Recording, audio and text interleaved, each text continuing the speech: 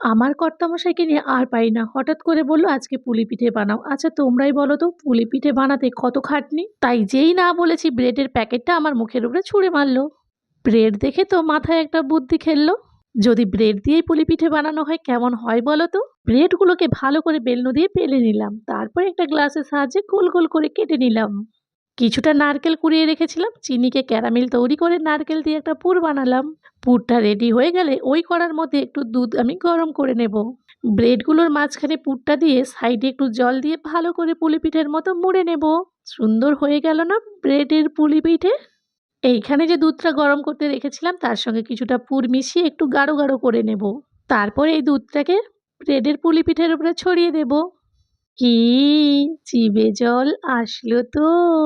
আমিও পুলি পিঠেটাকে কিছুক্ষণ ফ্রিজের মধ্যে রেখে ঠান্ডা করে কর্তামশাই মাথাটা ঠান্ডা করে তোমরাও বানিয়ে ফেলো। হয়েছিল একেবারে ফাটাফাটি।